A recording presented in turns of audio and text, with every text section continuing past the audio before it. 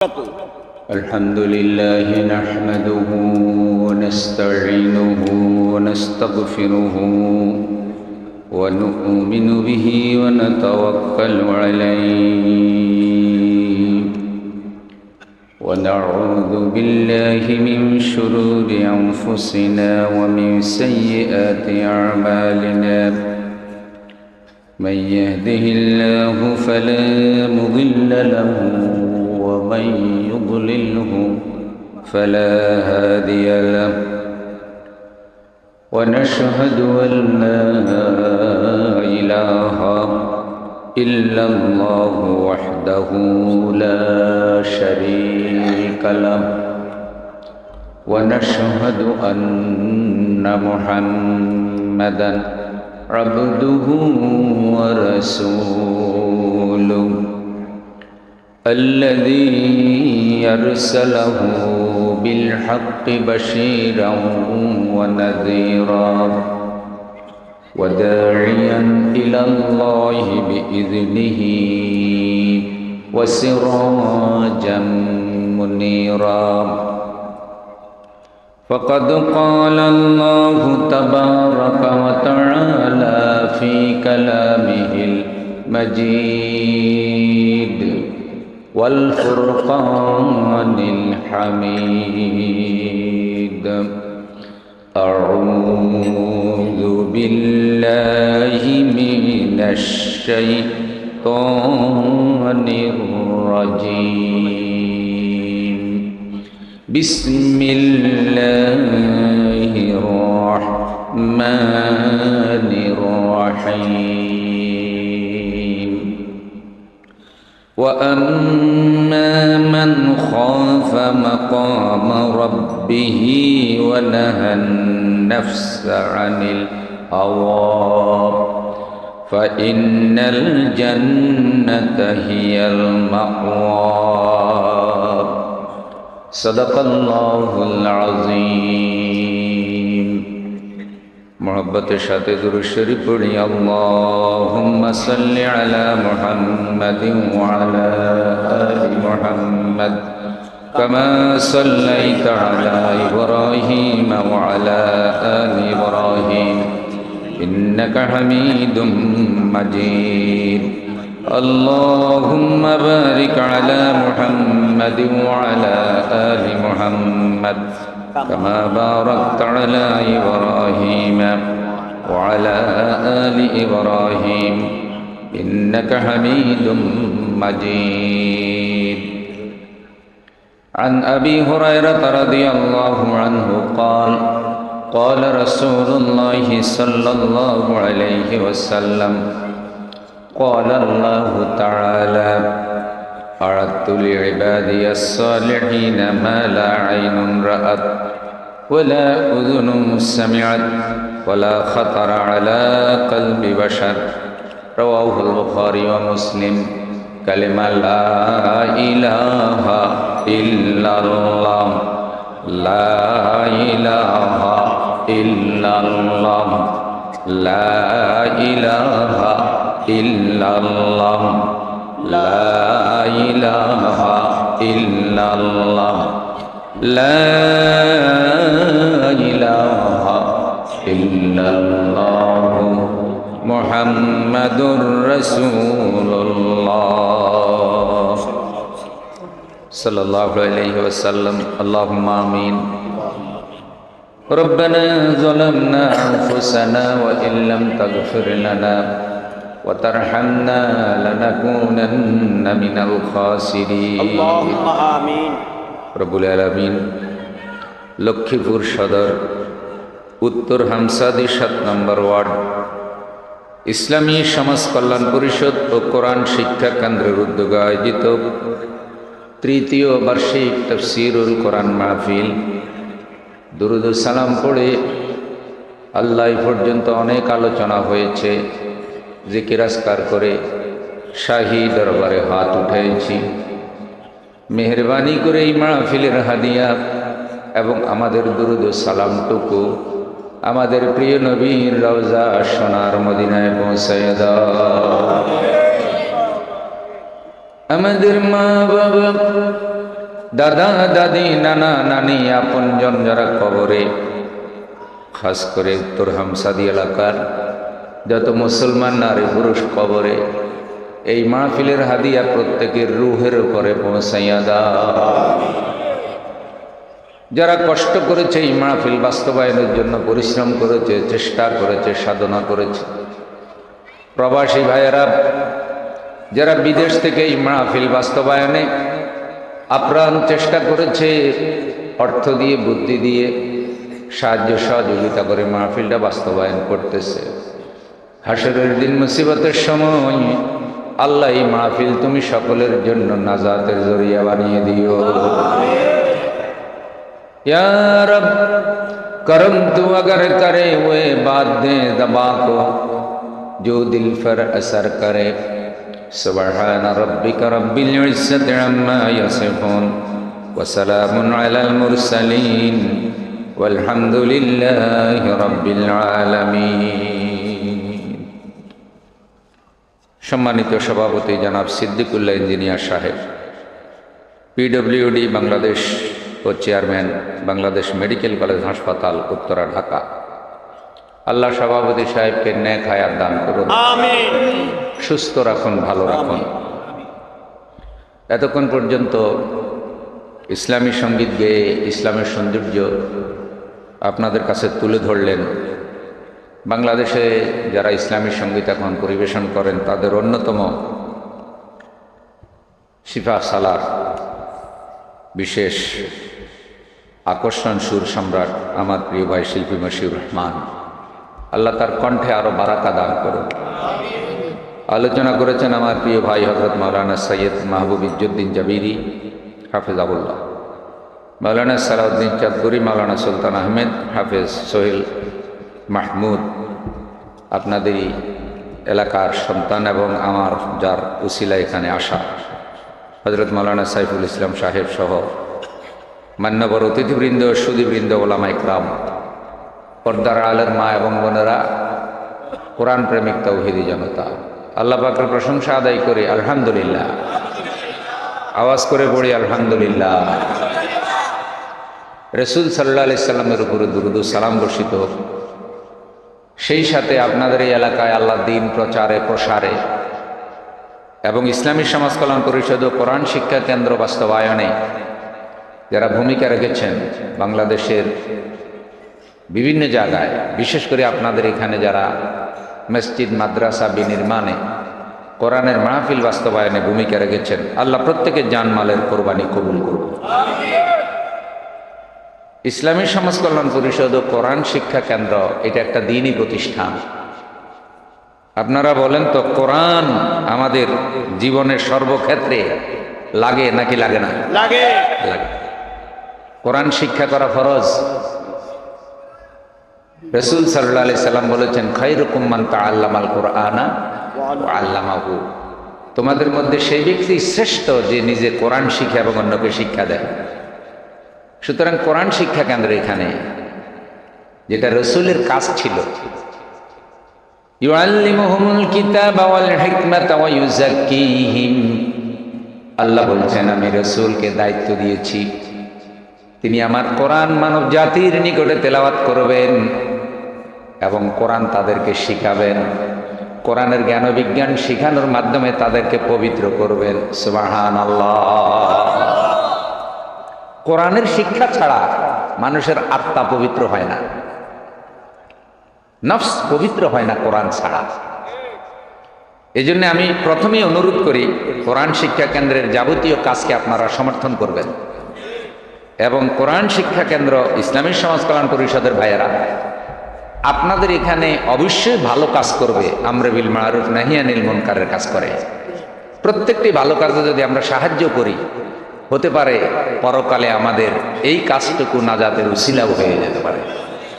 তাহলে ইনশাল্লাহ করবেন তো? তারা যত ভালো কাজ করে তার একটি হলে মাত্র মাহফিল, আরো ভালো কাজও করে। এবং এ ধরনের বহু সংগঠন বাংলাদেশে আছে যারা বিভিন্ন এলাকায় তাদের তরুণদেরকে, নারীদেরকে, মুরব্বীদেরকে ইসলামমুখী করার জন্য কাজ করে, সমাজসেবা করে, অসহায়দের সাহায্য করে, চিকিৎসার ব্যবস্থা করে। ইত্যাদি ইত্যাদি। তো আপনাদের ইসলামী সমাজ কল্যাণ পরিষদ ও কোরআন শিক্ষা কেন্দ্রের যাবতীয় খেদমত আল্লাহ যেন কবুল করেন এবং এটা যেন আল্লাহ দীর্ঘদিন বাঁচিয়ে রাখে, আমিন। বন্ধুগণ, আমি আপনাদের সামনে যারা জান্নাতে যাবে তাদের সম্পর্কে একটা আয়াতে কারিমা পড়েছি। আচ্ছা বলেন তো, আমাদের আসল বাড়ি আল্লাহর জান্নাত না, নাকি আপনাদের এই হামসাদি জান্নাত? আমরা তো জান্নাতে যেতে চাই। তো যেতে চাইলে যে আমল করলে, যে জীবন গঠন করলে জান্নাতে যাওয়া যাবে, সেই আমল করতে হবে, সেই জীবন গঠন করতে হবে। আর তা হলো কোরআন হাদিসের দেখানো জীবন, কোরআন হাদিসের দেখানো আমল। আমাদের জীবন হবে কোরআনের রঙে রঙিন, হাদিসের রঙে রঙিন। আল্লাহ যেন আজকের এই মাহফিলকে সেজন্য কবুল করেন। আমি লম্বা কথা বলবো না, কারণ গভীর রাত হয়ে গেছে, কিন্তু যেন হক আদায় হয়। একটু এত কষ্ট করে সেই ঢাকা থেকে এসেছে, আপনারাও এসেছেন, বহু দিনের আয়োজন। উদ্দেশ্য হলো কিছু দিনই কথা শোনা। এই দিনই আলোচনাটা না হইলে মাহফিলের উদ্দেশ্য ব্যাহত হয়। আলোচনা করা আর কি, হেদায়েতের মালিক তো আল্লাহ। আমরা তো কারোর জন্য হেদায়েতের জবরদস্তি কোনো দায়িত্ব নিয়ে আসিনি, আর কাউকে হেদায়েত করার ক্ষমতা, বুঝানোর ক্ষমতাও আমাদের নাই। আমাদের এলেমের স্বল্পতা আছে, আমরা অনেক সময় কথা বলতে গেলেও ভুল করি, উপস্থাপনাও অনেক সময় আমরা ভালোভাবে করতে পারি না। এ সকল দুর্বলতা নিয়েই কিন্তু আমরা দাওয়াতের কাজটা করি। আমাদের সবারই কোনো না কোনো ক্ষেত্রে দুর্বলতা আছে। আল্লাহ যেন আজকের বয়ানকে দোষ ত্রুটি মুক্ত করেন এবং ইখলাস নিয়ে বয়ান করার, আমল করার, শোনার বক্তা শ্রোতা উভয়কে আল্লাহ তৌফিক দান করেন। নারায়ে তাকবীর। আল্লাহ রাব্বুল আলামিন বলেন, وَأَمَّا مَنْ خَافَ مَقَامَ رَبِّهِ وَنَهَى النَّفْسَ عَنِ الْهَوَىٰ فَإِنَّ الْجَنَّةَ هِيَ الْمَأْوَىٰ। আর যে ব্যক্তি তার মালিকের সামনে দাঁড়ানোর দিনকে ভয় করে, বলেন তো একদিন আমাদেরকে আল্লাহর সামনে দাঁড়াতে হবে কিনা? আল্লাহ রাব্বুল আলামিন বলেছেন, সবাই পড়েন, মিনহা খালাকনাকুম ওয়া ফিহা নুঈদুকুম ওয়া মিনহা নুখরিজুকুম তারাতান উখরা। সৃষ্টি করেছি বান্দার এই মাটি থেকে, আবার তোমাদেরকে উঠানো হবে এই মাটি থেকে, সমাহিত করা হচ্ছে এই মাটিতে। এই মাটি থেকে হাসরের দিন আল্লাহ উঠাবেন, সবাই আল্লাহর সামনে দাঁড়াতে হবে, যেদিন কারো কোনো পরিচয় থাকবে না। মানে আত্মীয় স্বজন, ছেলে মেয়ে, বন্ধু বান্ধব, মা বাবা, কেউ কারো পাপের দায় দায়িত্ব। আপনারা কি ঘুমাইতেছেন? জেগে আছেন তো?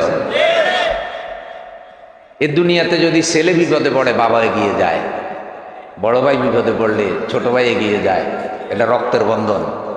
কিন্তু হাসরের দিন বিপদ নিশ্চিত জানার পরেও কেউ কাউকে সাহায্য করার জন্য এগিয়ে। এদিকে মহিলা প্যান্ডেল আছে নাকি? আওয়াজ করে কারা? দোকানের আওয়াজ পর্যন্ত আসে। আচ্ছা ভাইয়েরা, দোকানে যারা আছেন ওই মেলার ভাইয়েরা, আর কতকালে বুট বেচবেন, চা বেচবেন, পান বেচবেন, বিড়ি বেচবেন? দয়া করে এখন একটু বেচাটা বন্ধ করে মাহফিলে আসেন। আপনাদের সাউন্ড মাহফিল পর্যন্ত আসে। বায়ান বুঝার জন্য নীরবতা দরকার, ইখলাস দরকার। ডিস্টার্ব হলে সেটা বুঝে আসবে না। আমি দোকানদার ভাইদের অনুরোধ করি, আপনাদের আওয়াজ মাহফিল পর্যন্ত আসে। আপনারা, আল্লাহ আপনাদের রেজেকে বরকত দান করুন। ভাই আল্লাহ যদি দয়া না করে সারা জিন্দেগি বেচাও কোনো লাভ হইব নি। রাত 10টা পর্যন্ত তো বেচছেন, এখন একটু আসেন না মাহফিলে, ডিস্টার্ব যেন না হয়। আমরাও ছোটকালে দোকানের উছিলায় মাহফিলে যেতাম। মাহফিল উপলক্ষে কিছু দোকান টোকান বসলে একটু জমজমাট হয় আর কি। কিন্তু এই জমজমাটের কারণে আবার মাহফিলের ক্ষতিও হয়। কিছু মানুষ ওখানে বসে খালি আড্ডা দেয়।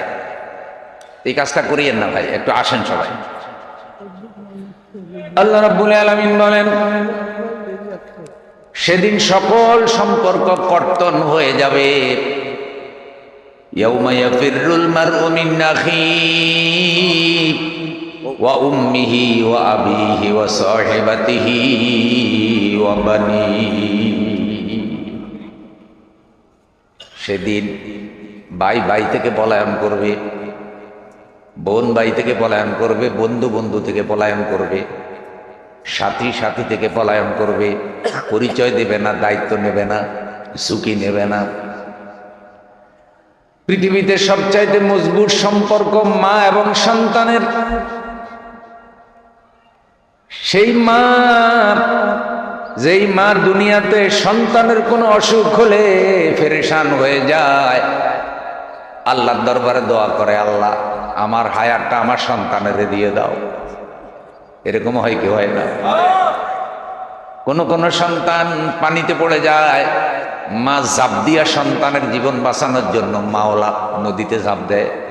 মার মনে নাই মা যে সাঁতার জানে না, সন্তানের জীবন বাঁচাইতে গিয়ে মাও মারা যায়, সন্তানও মারা যায়, এমন ঘটনাও ঘটে।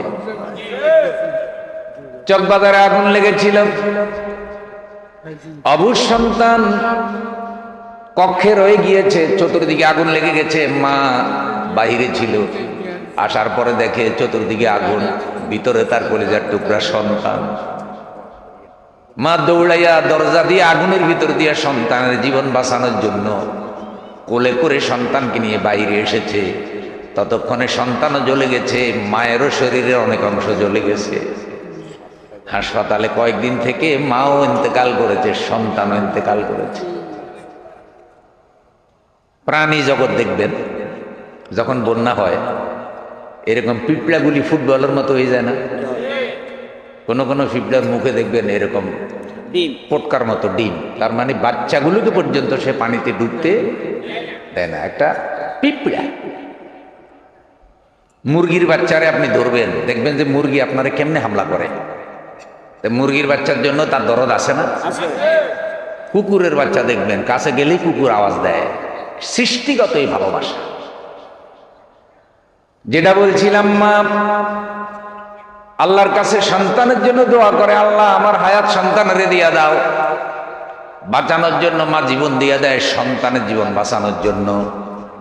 হাসরের দিন সেই মা যদি সন্তানকে ভুলে যায়, সন্তান যদি গর্ভধারণকারিণী মাকে ভুলে যায়, এমন কে আছে যে আপনার দায়িত্ব আর হাসরের দিন নেবে? আয়েশা রাদিয়াল্লাহু তাআলা আনহা কোনো একদিন জানতে চাইলেন, ইয়া রাসূলুল্লাহ, সবাই যখন সবাইকে ভুলে যাবে হাসরের দিন, আপনিও কি আমাকে ভুলে যাবেন নাকি?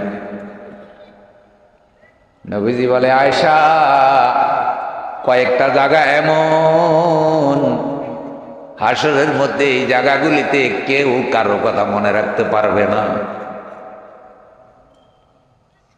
যখন আমল নামা দেওয়ার ঘোষণা আসবে, সে আমল নামাকে ডান হাতে দেওয়া হয় না বাম হাতে দেওয়া হয়, এই চিন্তায় লোকেরা এত পেরেশান হয়ে যাবে, কেউ কারো কথা মনে রাখতে পারবে না। যখন তার নেকি বদি ওজন করা হবে, আন্দাল মিজান, মিজানের নিকটে বান্দা দাঁড়াইয়া থাকবে, কেউ কারো কথা ওই ভয়ঙ্কর মুহূর্তে মনে রাখবে না।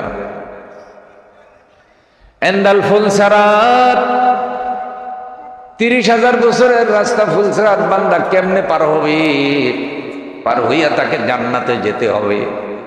ওই জায়গায় কেউ কারো কথা মনে রাখতে পারবে না, এত বেকার হয়ে যাবে। কিন্তু আল্লাহ রসুল বলছে, আয়েশা, ওই 3টা জায়গায় আমি নবী আমার উম্মতের বলবো না। আওয়াজ দিয়ে বলেন না সুবহানাল্লাহ। ইয়া মুহাম্মদ, ইয়া মুহাম্মদ, আপ পর লাখো সালাম। ইয়া মুহাম্মদ, ইয়া মুহাম্মদ, আপ পর লাখো সালাম। হামিদ ও মাহমুদ ও আহমদ, আপ পর লাখো সালাম। ওগো আমার দয়ার রসুল, আমরা তোমার গুনাহগার উম্মত, তুমি মদিনার রওজা মোবারকের শোয়া, আমরা আছি হামসাদি লক্ষ্মীপুর সদরে। আমাদের সালাম আল্লাহ আমাদের রসুলের কাছে পৌঁছাইয়া দাও। আর হাসরের দিন আমাদের রসুলের সাথে আমাদের হাসর করিও আল্লাহ, রসুলের সাথে আমাদেরকে জান্নাতে নিও। আল্লাহর দয়া ছাড়া এটা পাওয়া যাবে। যে জন্য এই কথাগুলি আমি বললাম। আল্লাহ তাআলা বলছেন, ওয়া আম্মা মান খাফা মাকামা রাব্বিহি ওয়া নাহান নাফসা আনিল হাওয়া, যে আল্লাহর সামনে ওই দিন দাঁড়াতে হবে খতনাবিহীন অবস্থায়, উলঙ্গ করে মানুষদেরকে আল্লাহ উঠাবে। রাজা, বাদশাহ, আমির, ফকির সব একাকার। সেদিন সকলে আসামি, বিচারক, মালিক, বাদশাহ একমাত্র কেবলমাত্র কে? জোরে বলে, আরো জোরে। লিমানিল মুলকুল ইয়াউম লিল্লাহিল ওয়াহিদিল কাহ্হার। একটুখানি ক্ষমতা পাইয়া দুনিয়াতে কত বাহাদুরি, কিছু টাকার মালিক হইয়া কত অহংকার, একটু সুন্দরী হইলে সৌন্দর্যের কত বড়াই। এগুলি কোনোটাই করা উচিত না। কর্তৃত্ব, ক্ষমতা, বাদশাহী একমাত্র কার? আমিরকে ফকির বানাও, ফকিরকে বাদশাহ বানাও, মান অপমান, কান্না হাসি তোমার হাতে লুকানো। হে আল্লাহ, আমিরকে সেকেন্ডের ভিতরে ফকির বানাই দিতে পারো, রাস্তার ফকিরকেও তুমি আল্লাহ বাদশাহ বানাইতে পারো। আল্লাহর উপরে ইয়াকিন আছে না নাই? আল্লাহর উপরে ইয়াকিন, বিশ্বাস মজবুত করার জন্যই তো মাহফিল। ভাই, অনেকে বলে মাহফিলে কি লাভ হয়? মাহফিলে নাকি কোনো লাভ হয় না। এরকম কিছু মানুষ আছে না? এত মাহফিলের দরকার কি? মাহফিলে কি লাভ হয়? শুনেন, প্রথম কথা হচ্ছে, অঙ্ক করে গনে গনে হিসাব করে করে দেখানো যাবে না মাহফিলে কি লাভ হয়। কিন্তু বাংলাদেশে সব মাহফিল যদি বন্ধ হয়ে যায়, 1 বছর 2 বছর 3-4 বছর পরে বোঝা যাবে যে আসলে মাহফিলে লাভ হয় কি হয় না। প্রত্যেকটা শীতের সিজনে কোটি কোটি মানুষ কোরআনের কথা শুনে, কোটি কোটি মানুষ। সুতরাং এটা লাভ হয় সামগ্রিকভাবে। আজকে যে মসজিদে নামাজি, আজকে যে এখন ইসলামের আলোটা মিটমিট করে জ্বলছে, এখনো যে দেশে মসজিদ আছে, মাদ্রাসা আছে, এখনো যে দেশে মসজিদের ইমাম আছে, মুয়াজ্জিন আছে, এখনো যে জানাজা পড়ানোর মতো লোক আছে, এখনো যে হাজী সাহেব আছে, দাড়িওয়ালা টুপিওয়ালা আছে, এখনো যে পৃথিবীতে আল্লাহর বলার মতো লোক আছে, জিকির আজকার করার মতো কিছু লোক ঘরে ঘরে মসজিদে মসজিদে এখনো আছে। এই সব দিনই অনুভূতির পিছনে মাহফিলের ভূমিকা আছে না নাই? প্রত্যেকটা মাহফিলে কোনো না কোনো প্রতিষ্ঠানের জন্য আগে টাকা উঠানো হতো, এখনো বিভিন্ন জায়গায় হয়। মানুষের মুষ্টি চাউল, গাছের সুপারি, গাছের নারকেল, পুকুরের মাছ, খালের মাছ বিক্রয় করা পয়সা দিয়া এদেশে মসজিদ মাদ্রাসা হয়। শত শত বছরের ঐতিহ্য দেশে মাহফিল। 30 বছর 40 বছর আপনারা মাহফিল শুনতেছেন, এমন মুরব্বীও আছে না নাই? উজু করে পাক পবিত্র হয়ে বসে থাকে। আর হাদিসে এসেছে, যেখানে দ্বীনি আলোচনা হয় আল্লাহর আরশে আজিম থেকে ওখানে রহমত নাজিল হয়। ওই মজলিসটা চতুর্দিকে ফেরেশতারা ঘিরে রাখে, ঘিরে রাখে, এবং আল্লাহ তাদের উপর সাকিনা নাজিল করেন, আল্লাহ রহমতের চাদর দিয়ে তাদেরকে ঢেকে রাখে। সুবহানাল্লাহ। যারা এখানে আল্লাহর আলোচনা করে, দ্বীনি কথা আলোচনা করে, আল্লাহ ফেরেশতাদের মজলিসে তাদের মর্যাদা সম্মান নিয়ে আলোচনা করে। আল্লাহ ফেরেশতাদেরকে বলে, তোমরা সাক্ষী থাকো, ওই যে হামসাদ ইউনিয়নে এই জায়গায় যে এই বান্দাগুলি বসে বসে দ্বীনি আলোচনা করতেছে, জান্নাতের কথা শুনতেছে, জাহান্নামের কথা শুনতেছে, তারা আমাকে দেখে নাই, জান্নাত দেখে নাই, জাহান্নাম দেখে নাই, কোরআনের মহব্বতে, দ্বীনের মহব্বতে এই মজলিসে বসে আছে। তোমরা সাক্ষী থাকো, আমি আল্লাহ তাদেরকে মাফ করে দিয়েছি। যারা আজকে মাহফিলের বিরুদ্ধে বিভিন্নভাবে কথা বলেন, মাহফিল বন্ধ হয়ে গেলে এই প্রত্যেকটা জায়গায় নাচ গান চালু হওয়ার সম্ভাবনা আছে না? আছে। বহু জায়গায় আগে অনেক নাচ গান হতো, যাত্রা পার্টি হতো, সার্কাস হতো, মেলা হতো, বহু গ্রামে গ্রামে মেলা হতো। আজকে অনেক সংস্কৃতি ছিল, মাত্র কিছু বছর আগেও তাকান, যেখানে মেলা হতো, তরুণরা মেলা বিরোধ, কারণ মেলা তো কবিরা গুনাহ, মুশরিকি মেলা যেগুলি হয়, ওখানে জুয়া খেলা হয়, ওখানে অশ্লীল সার্কাস হয়, হাবিজাবি হয়, ওগুলো বন্ধ করে মাহফিলের আয়োজন করে। বহু জায়গায় উরুস হইতো, ঢোল তবলার আসন বসত, সেখানে মাহফিল হয়, বহু জায়গায় নাচ গানের আসর হতো, সেখানে মাহফিল হয়। তাহলে কে বলেছে মাহফিলে কোনো কাজ হয় না? এটাও কিন্তু একটা সূক্ষ্ম দিন বিরোধিতা। আল্লাহ আমাদেরকে ইসলামের সাথে, দ্বীনের সাথে কবুল করেন, জোরে বলেন আমিন। তাইলে আল্লাহর কাছে একদিন দাঁড়াতে হবে এই ভয় যারা করেন। এবং তারা কি করে? ওয়ানাহান নাফসা আনিল হাওয়া, তারা তাদের নফসকে কামনা বাসনা থেকে দূরে রাখে। আমাদের একটা নফস আসেনি? এই নফসটারে আল্লাহ খাঁচার ভিতরে আটকাইয়া দিছে। খাঁচা হইল দেহ, নফস হইল ফাঁকি। খাঁচা বুঝেননি ভাই? আমার ভাষা বুঝা যায়নি। খাঁচা হইল এই মাটির খাঁচা, আর এর ভিতরে যে নফসটা আছে এটা হইল ফাঁকি।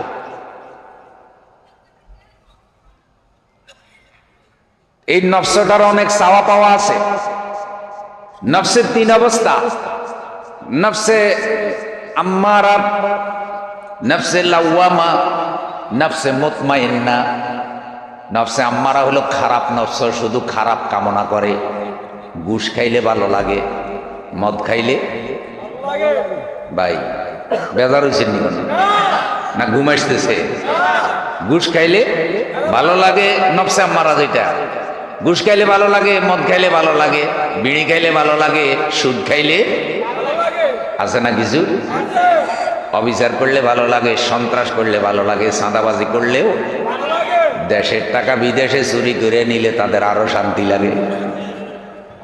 এমনি শত শত কোটি টাকার মালিক, লোভ লালসা মিটে না, আরো বাংলাদেশের হাজার হাজার কোটি টাকা চুরি করে বিদেশে নিয়ে গেছে। এমন কিছু নফস নামক টাকার পাগল আছে না? না, ওদের নফসটাকে টাকা গিলে ফেলাইছে। ওরা নফসের চাহিদা মেটানোর জন্য আল্লাহর গোলাম না হইয়া টাকার গোলাম হয়েছে। নফসে আম্মারা বলছে সারাদিন ইরি খেতে কাজ করো, ইরি খেতে কাজ করলে অনেক দান হবে। সকালবেলা ইরি খেতে নামছে, জোহরের নামাজ গেছে, আসরের নামাজ গেছে, মাগরিবের নামাজের পরে উঠে আসছে, এমনও আছে না নাই? এরপরে যখন ইরি ধান হয়েছে, ধান দেখে মনের সুখে গান কয় আর ফ্যাটের মধ্যে ডুগডুগি বাজায়। এখন ধানের লোভে সে ধানের গোলাম হয়ে গেছে, নফসের কামনা বাসনা মিটাইতে গিয়া। নফস বলছে স্বর্ণ বানাও, স্ত্রীর খালি স্বর্ণ দিতেছে, স্ত্রী বলতেছে আরো দাও আরো দাও। এখন হালাল হারামের চিন্তা করে না, ওই বেতনের বাহিরে আলাদা হারাম কামাই করে স্ত্রীর স্বর্ণ গয়না, মেয়ের স্বর্ণ গয়না বানাই দিতেছে, আছে না নাই? এইভাবে নফস নামক, নফসে আম্মারা নামক যে জিনিসটা ভিতরে আছে, এইটাকে ঈমান দিয়া, ইখলাস দিয়া, দ্বীন দিয়া কন্ট্রোল করা।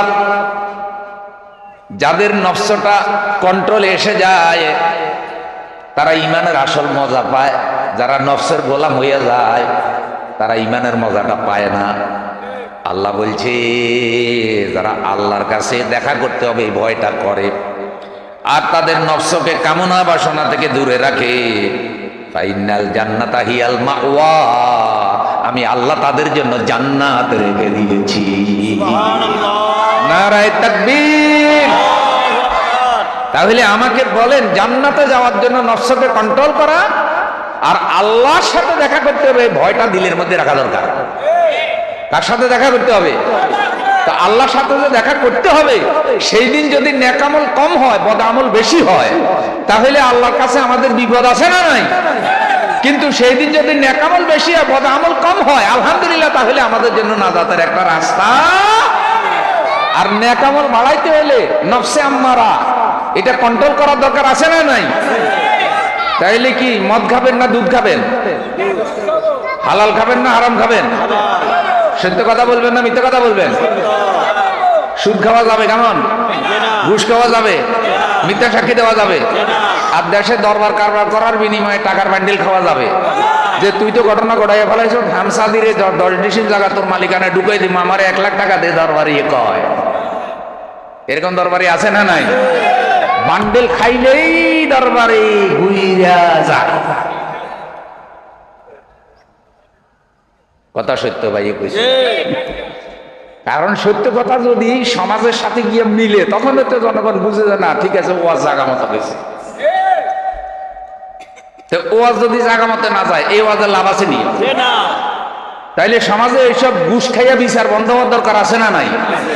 গ্রাম থেকে ন্যায় বিচার চলে গেছে। আপনাদের হামসাদির কথা কই না, আমি এটার মহব্বত করি, এখানে হয়তো ন্যায় বিচার আছে, কিন্তু বিচার আচার নষ্ট হয়ে গেছে। মসজিদের প্রথম কাতারে নামাজ পড়ে ঘুষ খাইয়া বিচার করে, ঘুষখোর নামাজ আসেনি, আগে ঘুষখোর করে নামাজে, মানে নামাজ দিয়ে ঘুষের লেভেল লাগাই দিচ্ছে, ভিতরে ঘুষ উপরে নামাজ। যাদের মনে আল্লাহর ভয় আছে তারা এগুলি করে। কি সুন্দর কথা আল্লাহ বলে দিছে, যদি হারানো বাড়ি আল্লাহর জান্নাতে যেতে চাও এই লোভ লালসা ছেড়ে দাও, এই চরিত্র ছেড়ে দাও, নফসকে কন্ট্রোল করো। আধা ছটাক চাউলের ভাত হইলে তো ভাই ফেট ভরে যায়, আধা কেজি চাউলে তো মানুষে খাইতে পারে না, এক বেলায় পারেনি। এত সুন্দর করে বাড়ি বানায়, ঘুমানোর সময় কদ্দু জায়গার মধ্যে ঘুমায়, এক কবরের জায়গা, এক খাটে 2 জন বা 3 জন। অথচ পুরা লক্ষ্মীপুর দিয়ে দিলে কবি কি আল্লাহ পাশে নোয়াখালীও দিত। ফ্যাট, এত বড় ফ্যাট পুরা বাংলাদেশ সাথে ফ্যাটে ঢুকাই দিলে হজম হয়ে যাবে। এরকম লোভ লালসাওয়ালা আসেনি? আল্লাহ আমাদের অবৈধ লোভ লালসা থেকে হেফাজত করো। মনে রাখবেন, আমি কিন্তু আপনাদেরকে হালাল তরিকায় সম্পদ কামাই করতে নিষেধ করছি না। আর নফসের যে ভালো চাহিদা সেটাও পূরণ করবেন, কারণ নফসে যখন ভালো হবে তখন নফসে লাউয়ামা, নফসে মুতমাইন্না। লাউয়ামা হলো বৎসনাকারী আত্মা, নেকামল করলে ভালো লাগে, পাপ হয়ে গেলে কষ্ট লাগে, আহে কি করলাম, আহে কি করলাম, এইটাকে বলে নফসে লাউয়ামা। তওবা করে ফেলা, কোনো পাপ হইলে তওবা করা, যতবার পাপ হবে অতবার তওবা করবেন। আর নফসে মুতমাইন্না হলো নেকামলের উপর অটল থাকে, কোনো পাপ পঙ্কিলতা খারাপ জিনিস ওই নফসের মধ্যে ঢুকে না। ইয়া আইয়াতুহান নাফসুল মুতমাইন্নাহ ইরজিই ইলা রাব্বিকি রাদিয়াতাম মারদিয়া ফাদখুলি ফি ইবাদি ওয়াদখুলি জান্নাতি। পড়েন, ফাদখুলি ফি ইবাদি ওয়াদখুলি জান্নাতি। হে প্রশান্ত আত্মা, হে প্রশান্ত আত্মা, তোমার রবের দিকে ফিরে আসো, ইবাদতে প্রবেশ করো আর জান্নাতে ঢুকো।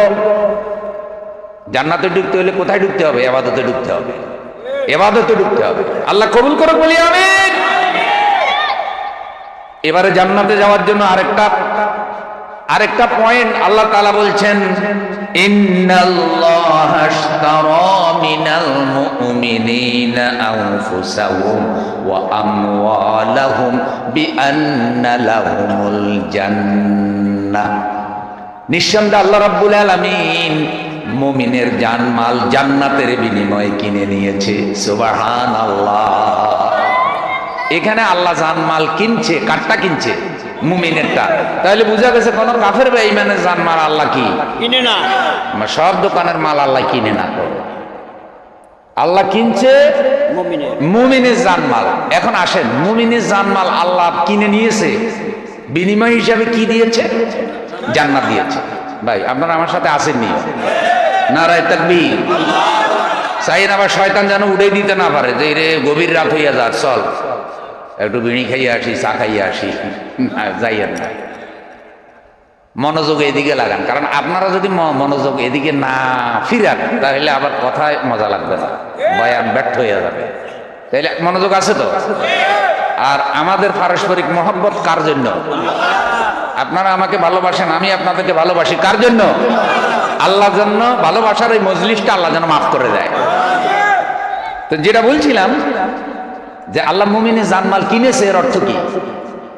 আপনি যে বাজারে আলু কিনেন, ভাই আলুর কেজি কত? নতুন আলু 50 টাকা, ধরেন 50 টাকা নেন, আলু দেন।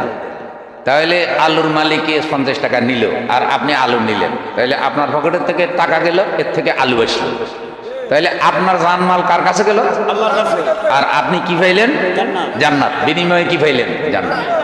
এখন জানমাল আল্লাহ কেমনি কিনলো? আপনার জানও তো আপনার কাছে রইল, আপনার মালও তো আপনার কাছে। হামসা দিতে বাড়ি এটা মাল ননি, হামসা দিতে দোকান আছে এটা মাল ননি, আর এই যে বাংলাদেশি টাকা পয়সা স্বর্ণ মুদ্রা এগুলি মাল ননি।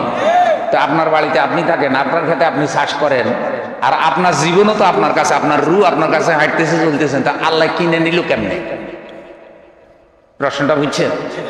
কিন্তু সব তো আমার রইল, তো আল্লাহর ইসলাম করি, আল্লাহ তো আমার থেকে নিল না।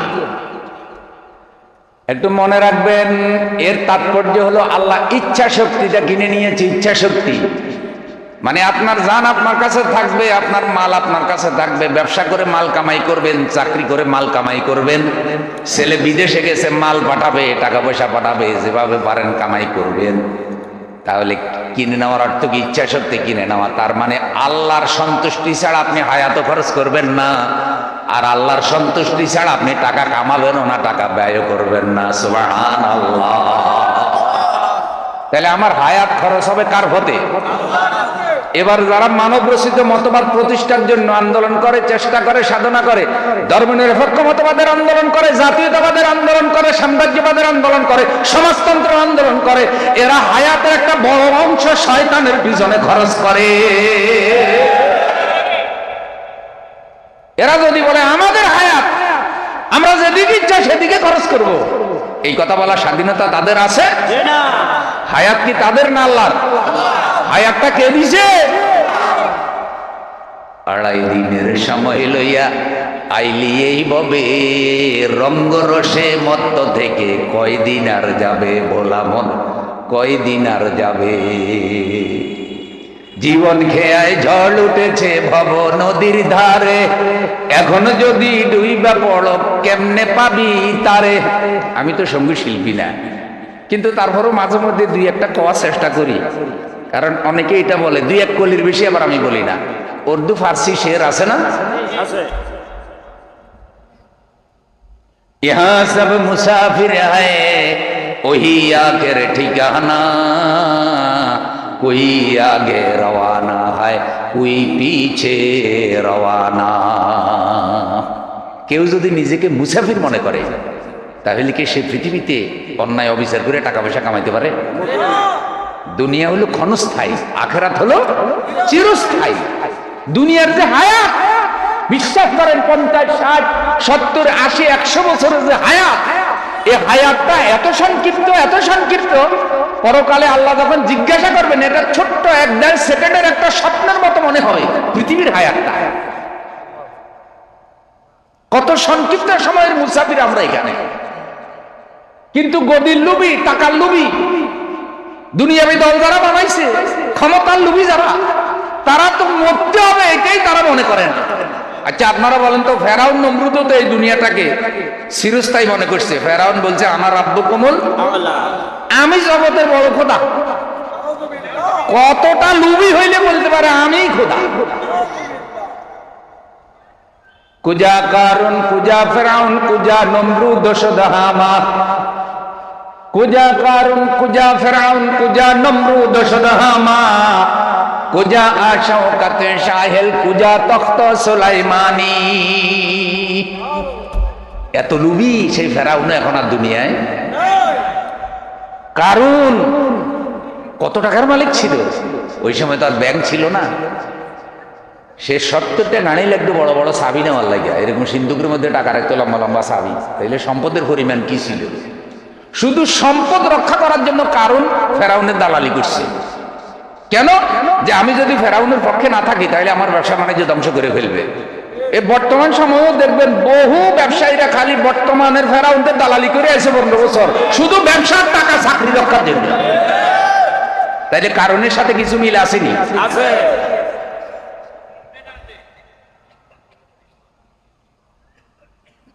প্রিয় ভাইয়েরা আমার, তাইলে মনে রাখবেন, আমার দিকে তাকান, হায়াতের মালিক কে? তাহলে আমার হায়াত আমি যেভাবে ইচ্ছা সেভাবে খরচ করতে পারবো, এটাই হলো আল্লাহ আমার হায়াত কিনে নিয়েছেন, আমার জান কিনে নিয়েছেন। আমার জান, এ কারণে আমি আত্মহত্যা করতে পারবো না। আমার দিকে তাকান, আপনি নিজে জীবনের মালিক, তাই বলে কি আত্মহত্যা করতে পারবেন? আত্মহত্যাকারী কি জান্নাতি না জাহান্নামী? বসেন, মাশাআল্লাহ বসেন। ভাইজান কেমন আছেন? মাশাআল্লাহ, আলহামদুলিল্লাহ। এখানে চেয়ারে বসেন।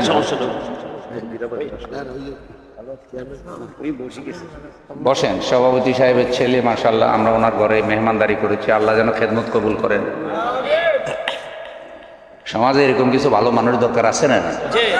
মনে রাখবেন, কিছু মানুষ হলো সমাজের গোলাপ ফুলের মতো সুগন্ধি ছড়ায়, আর মানুষ অন্তর থেকে তাদের জন্য দোয়া করে, তাই না? আর কিছু মানুষ সমাজে আছে, ডরে ভয়ে সামনে সালাম দিলে পিছনে কয় কি তোর উপরে ঠাড়া পড়ো, তুই যেদিন মরবি সেদিন চিন্নি খাওয়াবো। তুই আমাদের পুরা গ্রামটা জ্বালাই খাইলি, কিন্তু সামনে ডরে কয় না, কারণ জালিম তো ডরে, কইলেই তো এরকম করে দিব করে দিব। এই জন্য মানুষের ভালোবাসা পাইতে হইলে, মানুষের দোয়া পাইতে হইলে ভালো কাজ করা লাগে। জোর করে দোয়া বেশি আদায় করা, সামনে দোয়া দিলে অফিসে অভিশাপ দেয় জোর করে। তো ভাইয়েরা অনেক আলেমন আমাদের মহব্বত করেন, আল্লাহ যেন ওনার আব্বা যান, ওনার পরিবার, দাদা দাদি যারা দুনিয়া থেকে গেছে, আল্লাহ যেন সবাই মাফ করে দেন।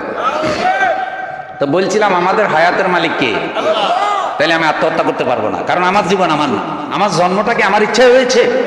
তাহলে আমার মৃত্যুটা আমার ইচ্ছা হবে না, কার হুকুমে হবে? তো যেহেতু আল্লাহর হুকুমে আমি মরে যাব, আল্লাহর হুকুমে আমি পৃথিবীতে এসেছি, সুতরাং বাকি যে হায়াতটা এটাও আমি আমার চাহিদা মতো খরচ করতে পারবো না।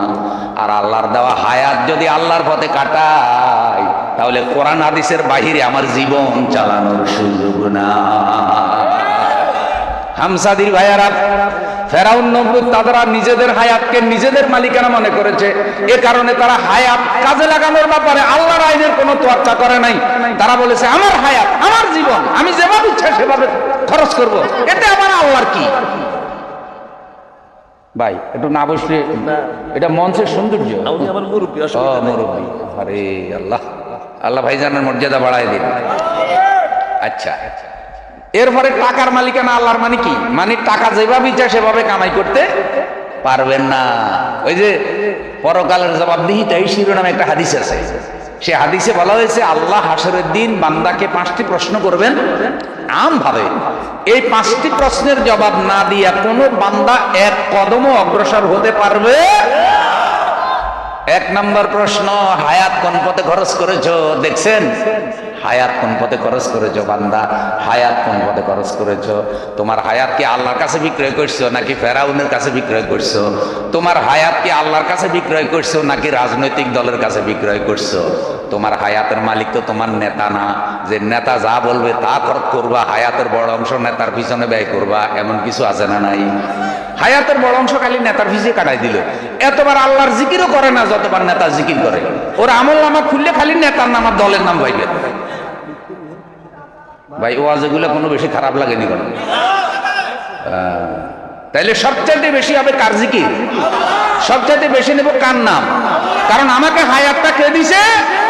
2 নম্বরে আল্লাহ জিজ্ঞাসা করবেন যৌবনকাল কোন পথে খরচ করছো? বিশেষ করে যৌবনকাল, যুবকেরা। আমাদের দেশের তরুণরা একটা বিপ্লব করেছে, কিন্তু এই বিপ্লবে যে শান্তি এসে যাবে ব্যাপারটা একদম 100% নিশ্চিত করে বলা। আল্লাহর কাছে দোয়া করে আল্লাহ যেন শান্তি দেয়, বলেন না আমিন। কিন্তু শান্তি পাওয়ার জন্য কোরআন লাগবে, কি লাগবে? সুতরাং যে কোনো তরুণ দিয়ে শান্তি আসবে না। আমরা তরুণদের হাতে আল্লাহর কোরআন উঠিয়ে দিতে চাই। তরুণদের হায়াত, যৌবনকালের হায়াত যদি কোরআনের আলোকে গঠিত হয়, ওই যুবক আল্লাহর আরশের নিচে ছায়া পাবে। যে জান্নাতের বয়ান আমি করতেছিলাম, সেই জান্নাতের বয়সও তো আল্লাহ বাছাই করেছে যৌবনকাল। সুবহানাল্লাহ, জান্নাতে মানুষ বুড়াও হবে না, বুড়িও হবে না। ভাই এই পৃথিবীতে সহজে কেউ বুড়ি হইতে চায় না। বুড়ো হইলেও একটু এই প্লাস্টিক সার্জারি, দাড়ির মধ্যে একটু রং টং লাগানো, তারপরে একটু নিজের একটু কম বয়স মনে হোক, এটা কারো চিন্তা আছে না নাই? আমি যখন ঢাকা ইউনিভার্সিটি পড়ি, ওই নিউ মার্কেটে আমার এক ভাই ব্যবসা করে, আমি ওনার দোকানে গিয়ে বসছি। বসার পরে সে চা আনতে গেছে, এমন সময় একটা কাস্টমার ঢুকছে। তো কাস্টমার ঢুকছে একটা বয়স্ক মহিলা। তো জিজ্ঞাসা করতেছে ক্রোকারেজের কি একটা মানে একটা সেট হাতে নিছে, এটার দাম কত? তা আমি বললাম যে খালাম্মা একটু দাঁড়ান, দোকানদার আসতেছে। তো সে খুব রাগ হইয়া বাইরে যেতেছে। ও আসার পরে ও ওনারা আফা কইয়া ডাক দিছে যে আসেন। হ্যাঁ, আপনি দোকানে কারে বসাইছেন, উনি কিছু বুঝে না। তা আমি ওরে বললাম ভাই আমি কি অপরাধ করছি? উনি রাগ হইল কেন? কয় উনি আপনি যে ওরে খালাম্মা কইছেন, উনি বেজার হয়ে গেছে।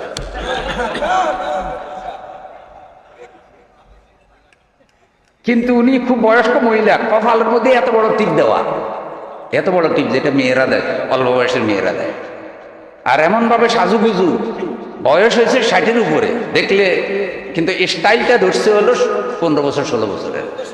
আমি স্বপ্ন ভাবিনি দুনিয়াতে বেজার হবে, ঘটনাটা এটা। ও কয় ভাই রে, ব্যবসা করলে যে কত কিছু জানা লাগে, এগুলো কিতাবে পাওয়া যাইব না, এখানে থেকে শিখতে হবে। ঘটনা তো তাই। এরপরে দেখলাম যে হে মোটামুটি ওনারে আফা টাফা কইয়া টইয়া ঠিকই বেছে দিছে। আর আমার কথার আগে যাই, আমি বললাম ভাই তুই আমার বসাইও না, আমার বসাইলে তোমার দোকানের অনেক ক্ষতি হয়ে যাবে। মানে বয়সটা কেউ কমাইতে গিয়ে বাড়াইতে চায় না, তরুণ তরুণ বড়। কেউ যদি বলে যে ভাই আপনার স্ত্রী তো এখনো এমন মনে হয় যে এখনো বিয়েই হয় নাই, তাইলে জামাইয়ের একটু ভালো লাগবে না? কর মনে রাখবেন, জান্নাতের বয়সটা আল্লাহ বাছাই করেছে যৌবনকাল। বুড়াও হবেন না, বুড়িও হবেন না, এমন জান্নাতে যেতে চান? আল্লাহ কবুল করুক। একটু জোরে বলেন। তাহলে দেখা যায় হায়াত কোন পথে খরচ করেছে এটা জিজ্ঞাসা করবে, যৌবনকাল কোন পথে খরচ করেছে এটা জিজ্ঞাসা করবে, তারপরে আল্লাহ জিজ্ঞাসা করবে সম্পদ কোন পথে কামাই করেছ। যেভাবে ইচ্ছা সেভাবে কামাই করে বড় লোক হওয়া যাবে না। এরপরে আল্লাহ জিজ্ঞাসা করবে কোন পথে খরচ করেছ, যেখানে ইচ্ছা সেখানে টাকা দেওয়াও যাবে। যে আমার টাকা আমি মাহফিলে দিলাম 5,000, গানের অনুষ্ঠানে দিলাম 20,000। এখন আপনি যদি বলেন ভাই গানের অনুষ্ঠানে দিলেন কেন, তখন এই চোখ রাঙাইয়া বলে কি আমার টাকা আমি যেখানে ইচ্ছা সেখানে দিব, আপনার কি? ভাই এটা বলার কি স্বাধীনতা আসেনি? টাকা কি ওনার না আল্লাহ? তো ওনারে আল্লাহ একটু বেশি টাকা দিছে, বেশি টাকা দিয়ে পরীক্ষা করতেছে, আবার আরেকজনের টাকা না দিয়ে পরীক্ষা করতেছে যে দেখি তুই টাকা না ভাই আল্লাহর মিলে যাস কিনা, আর তোরা একটু টাকা বাড়াই দিলাম দেখি তুই টাকা বেশি ভাই আল্লাহর মিলে যাস কিনা। এই জন্য যে বেশি পেয়েছে টাকা পৃথিবীতে, সে যেন মনে না করে যে আল্লাহ তার উপরে সন্তুষ্ট হইয়াই তার টাকা দিছে, কারণ টাকা তো আল্লাহ ফেরাউন কারুনেরও দিছে। ভাই ওয়াজ বুঝা যায়নি? তাহলে হায়াত এবং সম্পদ কার রাস্তায় বিক্রি হবে? আল্লাহ যে বলছে আমি মুমিনের জানমাল কিনে নিয়েছি, কিনে নেওয়ার অর্থ হলো ইচ্ছা শক্তি কিনে নেওয়া।